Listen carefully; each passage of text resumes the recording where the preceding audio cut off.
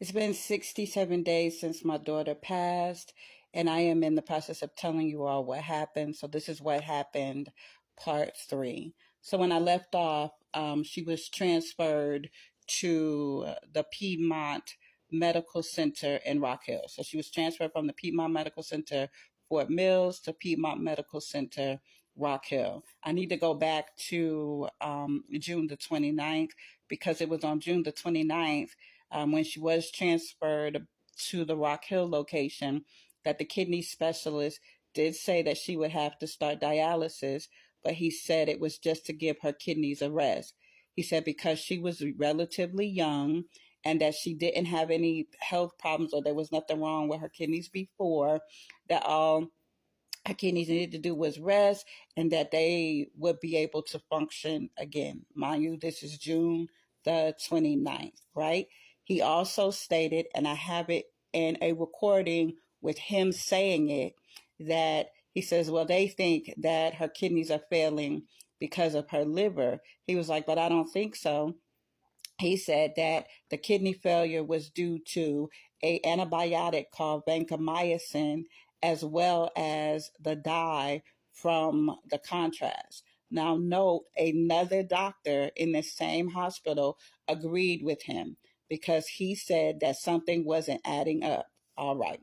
And so they also were giving her morphine. Remember, I told y'all that, right?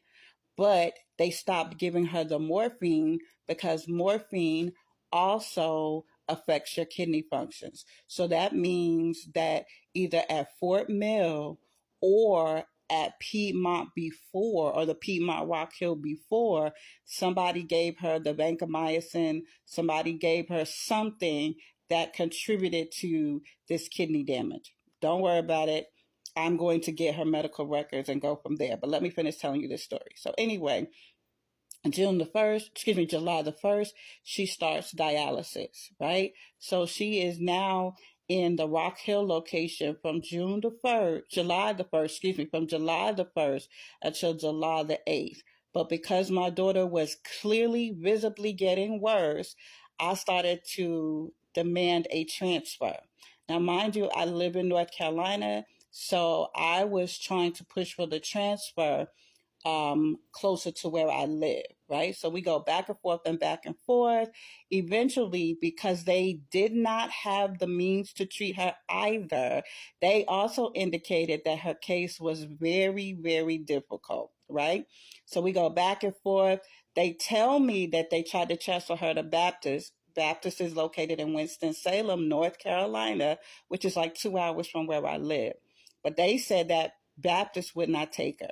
So then it was between Atrium in Charlotte, North Carolina, and Presbyterian, Novant Presbyterian in Charlotte, North Carolina. Mind you, Charlotte, North Carolina is right across the border from Rock Hill, South Carolina. So we go back and forth, and ultimately, the Novant Hospital. Well, initially, Atrium did approve, but something happened, and she ended up going to Novant Presbyterian. But mind you, before they got ready to transfer her, they started trying to give her other medicines and do other stuff. And I told them, don't touch her. Don't do anything else to her. Get my daughter out of this hospital. Now, mind you, my daughter's 31 years old. She had just started a job, so no, she did not have insurance. So they were going back and forth about, well, insurance and la-di-di and la-di-da. And I know a young lady who is a nurse, and I reached out to her, and she told me that by law, they have to transfer her whether she has insurance or not because they did not have the ability to treat her. So once I started demanding, y'all get my daughter out this hospital, they called transport to come get her. Now, mind you, she was supposed to leave. So she got transported on July the 8th. She was supposed to be transported on July the 7th, but they let the whole day go by. They didn't say anything. They was just going to let it go. And I guess they thought I wasn't going to say anything and she was going to stay. No, I went to no. And I'm not saying that I was rude, obnoxious. No, I was firm. Get my daughter out of this hospital. And I did not allow them to do anything else to her except get her out of this hospital. So the transport lady that came to pick her up to take her from Rock Hill, South Carolina to Charlotte, North Carolina was also the same transport person that brought her from Fort Mill to Rock Hill.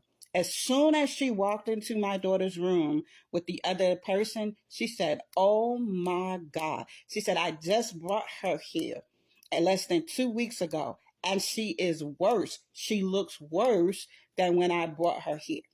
So again, I have full records. I have video, I have audio, and I knew I was recording them. So it is not my voice, it is their voice. Every session, every treatment, everything that the doctors did, I have it. I have clear notes. That is what I'm telling you the story from. It's from my clear notes. So my daughter gets transferred on July the 8th to Charlotte, North Carolina, to Novant Presbyterian in Charlotte, North Carolina.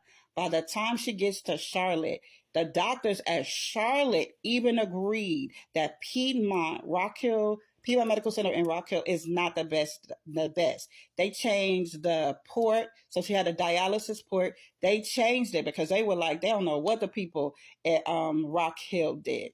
They also said that they thought it was complicated. Now, by the time she gets to Charlotte, they're saying she's not getting any worse, but she's not getting any better, right? So at this point, by the time she arrives in Charlotte, her liver is completely shut down. Her kidneys are completely shut down.